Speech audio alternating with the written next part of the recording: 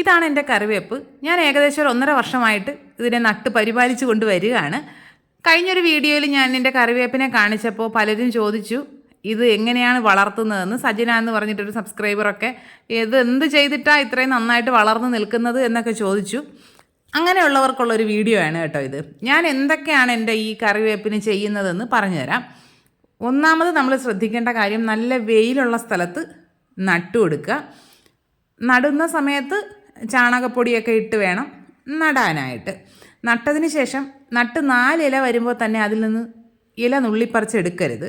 നമ്മളൊരു കറിവേപ്പിൻ്റെ തൈ നട്ട് കഴിഞ്ഞാൽ ഒരാൾ പൊക്കമായിട്ടേ അതിൽ നിന്ന് കറിവേപ്പില എടുക്കാവൂ എന്നാണ് പണ്ടുള്ളവരൊക്കെ പറയാറ്. നമ്മളിപ്പോൾ അത്രയും വെയിറ്റ് ചെയ്യേണ്ട. ഒരു പകുതിയൊക്കെ നമ്മുടെ ഒരു പകുതി ഭാഗമൊക്കെ ആകുമ്പോൾ തന്നെ നമുക്കിതിൻ്റെ മണ്ട മുറിച്ച് കൊടുക്കാവുന്നതാണ്. കുറേശ്ശെ വേണം മുറിച്ച് കൊടുക്കാനായിട്ട്. എല്ലാം ഒരൊറ്റ ദിവസം കൊണ്ട് മുറിച്ച് കറിവേപ്പിനെ ഉണക്കിക്കളയരുത്. കുറേശ്ശെ ആദ്യം ഒരു കമ്പ് മുറിക്കുക, അതിൽ നിന്ന് കിളിർത്ത് വരുന്നതിനനുസരിച്ച് അടുത്ത കമ്പ് മുറിച്ച് കൊടുക്കാം. അങ്ങനെ വേണം നമ്മൾ ചെയ്യാനായിട്ട്. അതും കട്ട് ചെയ്യുന്നത് ഒന്നുകിൽ രാവിലെ ചെയ്യുക അല്ലെങ്കിൽ വൈകിട്ട് ചെയ്യുക. അങ്ങനെ വേണം നമ്മൾ കട്ട് ചെയ്തെടുക്കാനായിട്ട്. പിന്നെ ദിവസവും കുറച്ച് സമയം ഇതിനെ ഒന്ന് നോക്കുക, എന്തെങ്കിലും പുഴുവോ മറ്റോ ഉണ്ടോ എന്ന് നോക്കുക. പിന്നെ ചിത്രശലഭം വന്ന് തിന്നുകൊണ്ട് പോകാനുള്ള എല്ലാ സാധ്യതയും ഉണ്ട്. അപ്പോൾ അതിൻ്റെ ലാർവയുണ്ടോ എന്ന് നന്നായിട്ടൊന്ന് ശ്രദ്ധിച്ചോളാം. പിന്നെ നനച്ചു കൊടുക്കുക. രാവിലെയും വൈകിട്ടും നന്നായിട്ട് നനച്ചു കൊടുക്കണം. ഞാനിപ്പോൾ നനയ്ക്കുമ്പോൾ അതിൻ്റെ മുകൾ ഭാഗം കറിവേപ്പ് ഫുള്ളായിട്ട് നനയ്ക്കാറുണ്ട്. ചുവട്ടിൽ മാത്രമായിട്ട് വെള്ളം ഒഴിച്ചു കൊടുക്കരുത്. ആ കറിവേപ്പിന് ചുറ്റിലുമായിട്ട് നമ്മൾ വെള്ളം ഒഴിച്ചു കൊടുക്കണം. അതായത് വേര് എല്ലാ ഭാഗത്തേക്കും പരന്നിട്ടുള്ളത് കൊണ്ട് മുഴുവനായിട്ട് നന്നായിട്ട് നനച്ചു കൊടുക്കുക. പിന്നെ ഇതൊന്നും ചെയ്തില്ല എങ്കിലും നന്നായിട്ട് കറിവേപ്പ് വളരുന്ന സ്ഥലങ്ങളുണ്ട്. എൻ്റെ ഉമ്മാരെ വീട്ടിൽ അവിടെ വെള്ളം പോലും ഒഴിക്കേണ്ട അത്രയ്ക്കും വേണ്ടി കറിവേപ്പ് വളർന്ന് കിടപ്പുണ്ട്. ഇത്രയും കറിവേപ്പുള്ള ഞാൻ അവിടെ നിന്നാണ് കറിവേപ്പില കൊണ്ടുവരാറുള്ളത്. എൻ്റെ കറിവേപ്പിനെ ഞാനിങ്ങനെ പരിപോഷിപ്പിച്ച് സംരക്ഷിച്ച് കൊണ്ടുപോവുകയാണ് ചെയ്യാറ്. ഞാനിപ്പോൾ ഏകദേശം ഒരു 6 കറിവേപ്പിൻ്റെ തൈയോളം നട്ട് വെച്ചിട്ടുണ്ട്. ഇത് കുറച്ച് വെയിൽ കുറവുള്ള സ്ഥലത്ത് നിൽക്കുന്നത് കൊണ്ടാണ് ഇങ്ങനെ നിൽക്കുന്നത്. അതിനും കുറേശ്ശെ സംരക്ഷണങ്ങൾ കൊടുത്ത് അതിനെ വളർത്തിക്കൊണ്ട് വരുന്നതേ ഉള്ളൂ. പിന്നെ നമ്മൾ ശ്രദ്ധിക്കേണ്ട മറ്റൊരു കാര്യം, നമ്മുടെ കറിവേപ്പിൻ്റെ ചുവട് എപ്പോഴും വൃത്തിയായിരിക്കുക.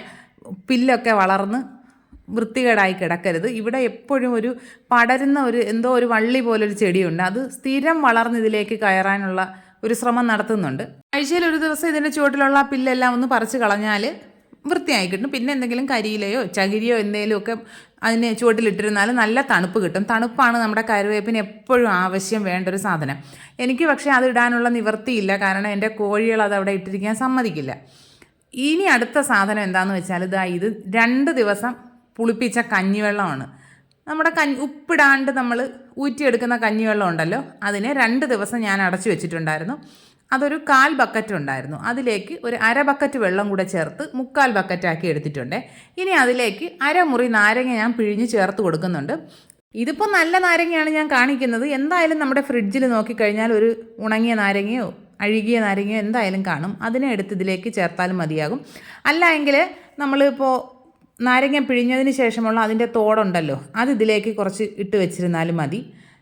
ഈ നാരങ്ങ ഇവിടെ പിഴിഞ്ഞ് ചേർത്തിട്ട് നന്നായിട്ട് മിക്സ് ചെയ്ത് കൊടുക്കാം. നല്ലതുപോലെ ഒന്ന് യോജിപ്പിച്ചതിന് ശേഷം കറിവേപ്പിലേക്ക് ഒഴിച്ചു കൊടുക്കാം. ഒഴിച്ചു കൊടുക്കുമ്പോൾ ഒരിക്കലും ചുവട്ടിൽ മാത്രമായിട്ട് ഒഴിക്കാനേ പാടില്ല. വെള്ളം മുഴുവനായി ഇലകളിൽ മുഴുവനായിട്ടും വീഴുന്ന രീതിയിൽ വേണം ഒഴിച്ചു കൊടുക്കാൻ. അപ്പോൾ നമ്മുടെ ഈ നാരങ്ങയുടെയും ആ പുളിച്ച കഞ്ഞിവെള്ളത്തിലും ഒക്കെ ഉള്ള ആ ഒരു ഗുണങ്ങൾ കൊണ്ട് പുഴു കയറാനുള്ള സാധ്യതകളൊക്കെ കുറയും. പിന്നെ ഒരു വെളുത്ത പൊടി പോലുള്ള എന്തോ ഒരു സാധനം നമ്മുടെ കറിവേപ്പിൻ്റെ ഇലകളുടെ താഴ്ഭാഗത്തായിട്ട് പറ്റിപ്പിടിക്കും. അതെല്ലാം പോയി കിട്ടും ഇങ്ങനെ ചെയ്ത് കഴിഞ്ഞാൽ. നമ്മൾ ആഴ്ചയിൽ 1-2 തവണ ഇങ്ങനെ ചെയ്യാം. ഈ കഞ്ഞിവെള്ളവും നാരങ്ങയും കൂടെ മിക്സ് ചെയ്ത് നമ്മുടെ റോസയ്ക്കൊക്കെ ഒഴിച്ചാൽ നല്ലതാണ് കേട്ടോ. നന്നായിട്ട് പൂവുണ്ടായി കിട്ടും. അല്ലാണ്ടുള്ള ഇലച്ചെടികൾക്ക് ഒഴിക്കാം, പച്ചക്കറികൾക്ക് ഒഴിക്കാം, എല്ലാ സാധനങ്ങൾക്കും ബെസ്റ്റാണേ. ഈ കഞ്ഞിവെള്ളം നമ്മുടെ വീട്ടിൽ ഡെയിലി ഉണ്ടാവുമല്ലോ, അപ്പോൾ അതിനെ ഇങ്ങനെ വെച്ച് കഴിഞ്ഞാൽ എല്ലാ ചെടികൾക്കും നന്നായിട്ട് ഒരു പ്രത്യേക വളപ്രയോഗമായിട്ട് തന്നെ നടത്താൻ പറ്റും. ഇനി ഞാൻ എല്ലാവർക്കും ഇതുപോലെ കൊടുക്കട്ടെ. എനിക്ക് ഒരു 5-6 കറിവേപ്പിൻ്റെ തൈ ഉണ്ടെന്ന് ഞാൻ പറഞ്ഞിട്ടുണ്ടല്ലോ. പക്ഷേ ഈ 6 കറിവേപ്പും ഒരേ ഇനമല്ല കേട്ടോ, വ്യത്യസ്ത ഇനങ്ങളിൽപ്പെട്ടവരാണ്. ഇവരെയൊക്കെ ഞാനിങ്ങനെ വളർത്തിക്കൊണ്ട് വരുന്നതേ ഉള്ളൂ. ഇതിൻ്റെ മണ്ട ഞാൻ വെട്ടിക്കൊടുത്തിട്ട് ഇപ്പോൾ 4 ശിഖരങ്ങളായിട്ട് വളർന്നു നിൽക്കുകയാണ്. അടുത്ത ഒരു വഴി എന്താണെന്ന് വെച്ചാൽ നമ്മുടെ അരി കഴുകുന്ന വെള്ളം. ഇതിപ്പോൾ ഞാൻ ഇഡ്ഡലി ഉണ്ടാക്കാനായിട്ട് അരി വെള്ളത്തിലിട്ടതാണ്. പച്ചരിയും ഉഴുന്നും കൂടി കഴുകുന്നതാണ്. അല്ലാണ്ട് നമ്മൾ ചോറ് വയ്ക്കുന്ന അരി കഴുകുന്ന വെള്ളം ഉണ്ടല്ലോ, ആ കഴുകുന്ന വെള്ളവും 2-3 തവണയായിട്ട് ആ കഴുകുന്ന വെള്ളം ഒരു പാത്രത്തിലേക്ക് ഒഴിച്ച് വെക്കുക. ഒഴിച്ച് വെച്ചിട്ട് അപ്പോൾ ഒഴിക്കുന്നതിനേക്കാളും ഇത് നന്നായിട്ട് കുറച്ചൊന്ന് ഇരുന്ന് കഴിയുമ്പോൾ ചെറുതായിട്ട് ഇതിലൊരു ഫെർമെൻറ്റേഷനൊക്കെ ഒന്ന് നടന്നിട്ട് ചെറിയൊരു പുളിപ്പ് പോലെ വരും ഈ വെള്ളത്തിന്. അപ്പോഴും നമുക്കിതിനെ ചെടിയിലേക്ക് ഒഴിച്ചു കൊടുക്കാം. അതും ഒഴിക്കുമ്പോൾ നമ്മുടെ ഇലകളിലെല്ലാം വീഴുന്ന തരത്തിൽ വേണം ഒഴിച്ചു കൊടുക്കാനായിട്ട്. അടുത്ത ഒരു വഴി എന്താണെന്ന് വെച്ചാൽ, നമ്മൾ ഈ അരി ആട്ടി വെച്ചല്ലോ, ആ ഇഡ്ഡലിയുടെയും ദോശയുടെയൊക്കെ മാവ് പിറ്റേ ദിവസം നമ്മൾ മാറ്റിയതിന് ശേഷം ബാക്കിയുള്ള പാത്രം ഉണ്ടല്ലോ, നമ്മുടെ മാവ് ഒഴിച്ചു വെച്ചിരുന്ന പാത്രം, അതിലേക്ക് വെള്ളം ഒഴിച്ചു കൊടുക്കുക.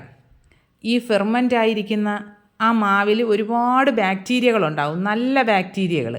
ആ ബാക്ടീരിയകളെ എല്ലാം നമുക്ക് നമ്മുടെ കറിവേപ്പിന് ഒഴിച്ചു കൊടുക്കാം. അതിൽ കുറച്ച് വെള്ളം മിക്സ് ചെയ്തിട്ട് അത് എത്രത്തോളം നമ്മുടെ പാത്രത്തിൽ ആ മാവിൻ്റെ അംശമുണ്ടോ അതിനനുസരിച്ച് വെള്ളം ചേർത്ത് കറിവേപ്പിന് ഒഴിച്ചു കൊടുക്കാം. അടുത്ത ട്രിക്ക് എന്താണെന്ന് വെച്ചാൽ, ഇത് തലേ ദിവസത്തെ കഞ്ഞിവെള്ളമാണ്. ഇതിലേക്ക് ഞാനിപ്പോൾ വേറൊരു സാധനം കൂടി ചേർക്കാൻ പോവുകയാണ്. എന്താണെന്ന് വെച്ചാൽ, നമ്മൾ മുട്ട പുഴുങ്ങിയെടുക്കില്ലേ, മുട്ട പുഴുങ്ങിയെടുക്കുമ്പോൾ ആ പുഴുങ്ങിയതിലെ വെള്ളം നിറയെ മാഗ്നീഷ്യമുള്ള വെള്ളമാണ് കേട്ടോ, കളയാനേ പാടില്ല. അതിപ്പോൾ ഞാൻ ഈ കഞ്ഞിവെള്ളത്തിലേക്ക് ഒഴിച്ച് വെച്ചിട്ട് നന്നായിട്ട് ചൂടാറി കഴിയുമ്പോൾ കറിവേപ്പിന് ഒഴിച്ചു കൊടുക്കുകയാണ് ചെയ്യാറ്. ഇതിപ്പോൾ കഞ്ഞിവെള്ളം ഉള്ളതുകൊണ്ട് ഞാൻ ഒഴിച്ചതാണ്. ഇല്ല എങ്കിൽ നമുക്ക് ഈ വെള്ളം മാത്രമായിട്ട് നമ്മുടെ കറിവേപ്പിൻ്റെ ചുവട്ടിൽ ഒഴിച്ചു കൊടുക്കാവുന്നതാണ്.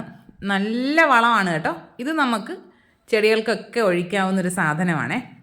അടുത്തൊരു ഐഡിയ എന്താണെന്ന് വെച്ചാൽ, ഇതാണ് ആ ഐറ്റം. ഇത് തൈരാണ് കേട്ടോ. ഇതിപ്പോൾ ഞാൻ 1/2 ലിറ്റർ പാല് തിളപ്പിച്ചപ്പോൾ അത് പിരിഞ്ഞു പോയി. അങ്ങനെ അതിലെ കുറച്ച് വേറെ തൈര് കൂടി ചേർത്തിട്ട് ഇതിനെ വെച്ചെടുത്തതാണ്. നിങ്ങൾക്ക് അല്ല എങ്കിൽ 1 കപ്പ് തൈര് എടുത്താലും മതിയാകും. ഞാനിതിപ്പോൾ പിരിഞ്ഞു പോയത് ആയതുകൊണ്ട് അതിനെ മിക്സിയിലിട്ട് ഒന്ന് അടിച്ചെടുക്കുന്നുണ്ടേ. അടിച്ചെടുത്ത് കഴിയുമ്പോൾ ഇതിൽ ആ നെയ്യ് തെളിഞ്ഞ് വരും. നെയ്യ് തെളിഞ്ഞ് വരുന്നതിനെ നമുക്ക് മാറ്റിക്കളയണം. ഇപ്പോൾ നമ്മൾ 1 കപ്പ് തൈരാണ് എടുക്കുന്നതെങ്കിൽ അതിൽ 5 ഇരട്ടി വെള്ളം ചേർത്ത് കൊടുക്കുക. 1 കപ്പിന് 5 കപ്പ് വെള്ളം കൂടി ചേർത്തിട്ട് നന്നായിട്ട് മിക്സ് ചെയ്തെടുക്കുക. ഞാനിപ്പോൾ ഈ 1/2 ലിറ്ററും മുഴുവനായിട്ടും എടുക്കുന്നുണ്ട്. എനിക്ക് എല്ലാ കറിവേപ്പിനും ഒഴിക്കണം എന്നുള്ളതുകൊണ്ട് 1/2 ലിറ്റർ മുഴുവനായിട്ടും എടുത്തിട്ട് ഒരു ബക്കറ്റിലേക്ക് ഒഴിച്ചു കൊടുക്കുകയാണ്. അതിലേക്ക് അപ്പോൾ 1/4 ബക്കറ്റ് ഉണ്ടായിരുന്നു, ഏകദേശം ഒരു 1/2 ബക്കറ്റ് വെള്ളം കൂടി ചേർത്തിട്ട് ഒരു 3/4 ബക്കറ്റോളം ആക്കി എടുക്കുന്നുണ്ട്. അതിനെ വെള്ളം ഒഴിച്ച് കഴിയുമ്പോൾ അതിന് മുകളിൽ വരുന്ന നെയ്യ് നന്നായിട്ട് എടുത്ത് കളയണം. ഇല്ലെങ്കിൽ ചിലപ്പോൾ എറുമ്പ് കയറാനുള്ള സാധ്യതയുണ്ട്. അതുകൊണ്ട് അത് എടുത്ത് കളയുക. ഇനി നന്നായിട്ട് മിക്സ് ചെയ്തതിന് ശേഷം നേരത്തെ പറഞ്ഞതുപോലെ കറിവേപ്പിൻ്റെ ഇലകളിൽ മുഴുവനായിട്ടും ഒഴിച്ചു കൊടുക്കുക. എല്ലാ ഭാഗത്തും ഒരുപോലെ ഈ വെള്ളത്തിൻ്റെ അംശം എത്തണം. പിന്നെ നമ്മുടെ തൈരിലുള്ള ഗുണങ്ങൾ പറയേണ്ട കാര്യമില്ലല്ലോ, അതിൽ അത്രത്തോളം നല്ല ബാക്ടീരിയകൾ ഉള്ളത് കൊണ്ട് അത് നമ്മുടെ കറിവേപ്പിനെ നന്നായിട്ട് വളരാൻ സഹായിക്കും.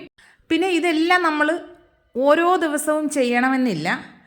ഒരു മാസത്തിൽ ഇതെല്ലാം ഓരോ തവണ വെച്ച് ചെയ്താലും മതിയാകും. ഇനി ലാസ്റ്റ് ഒരു ടെക്നിക്ക് കൂടെ ഉണ്ടേ. ഇതാണ് ഞാൻ ചെയ്യുന്നത്. നിങ്ങളുടെ വീട്ടിൽ ബയോബിന്നൊക്കെ ഉണ്ടെങ്കിൽ ഈ ഒരു ഐഡിയ നിങ്ങൾക്ക് വേണ്ട. ബയോബിന്നിലുള്ള സ്ലറിയും അതിലെ ആ ഒരു വളവും ഒക്കെ ഇട്ടാൽ മതിയാകും. ഞാനിപ്പോൾ ഇങ്ങനെയാണ് ചേട്ടോ ചെയ്യാറ്. ഒരു പ്ലാസ്റ്റിക് ബോട്ടിലെടുത്ത് അതിൻ്റെ മുകൾ ഭാഗം ഇതുപോലെ ഒന്ന് കട്ട് ചെയ്ത് കൊടുക്കാം. മുഴുവനായിട്ടും കട്ട് ചെയ്തെടുക്കാൻ പാടില്ല.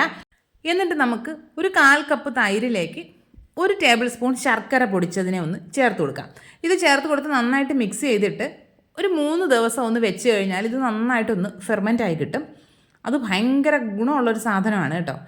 അതും നമുക്ക് ഇതിലേക്ക് ആവശ്യമുണ്ട്. ഇനി നമ്മൾ ഒരു ചെറിയൊരു നല്ല ബലമുള്ളൊരു കമ്പെടുത്ത് നമ്മുടെ കറിവേപ്പിൻ്റെ ചുവട്ടിലായിട്ട് ഇതുപോലെ കുത്തി വെച്ച് കൊടുക്കുക. അതിലേക്ക് നമ്മുടെ ഈ ബോട്ടിൽ ഇറക്കി വെച്ച് കൊടുക്കാവുന്നതാണ്. ബോട്ടിൽ മറിഞ്ഞ് വീഴാണ്ട് കറക്റ്റായിട്ട് അവിടെ ഇരിക്കാൻ വേണ്ടിയിട്ടാണ് നമ്മളിങ്ങനെ ചെയ്ത് കൊടുക്കുന്നത്.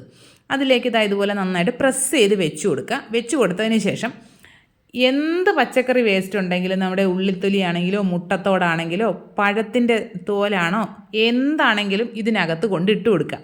ഇതിലേക്ക് ഇട്ടതിന് ശേഷം നമ്മുടെ മറ്റേ തൈരും ശർക്കരയും കൂടിയൊക്കെ നമ്മൾ ഫെർമെൻറ്റ് ചെയ്തെടുത്തല്ലോ, അതിനെ ഇതിലേക്ക് ഒഴിച്ചു കൊടുക്കുക. ഒഴിച്ചു കൊടുത്തതിന് ശേഷം അതിന് മുകളിലായിട്ട് പുഴു കയറാണ്ടിരിക്കാനായിട്ട് കുറച്ച് മണ്ണും കൂടി ഇട്ട് കൊടുക്കുക. എന്നിട്ട് അടച്ച് വെക്കുക. ഒരു ചിരട്ട വെച്ച് അതിൻ്റെ മുകൾ ഭാഗം ഒന്ന് കവർ ചെയ്ത് വെച്ചാൽ മതിയാകും. പിന്നെ നമുക്കിതിൽ വീണ്ടും വീണ്ടും ഈ വേസ്റ്റുകൾ ഇങ്ങനെ കൊണ്ട് നിറയ്ക്കാവുന്നതാണ്.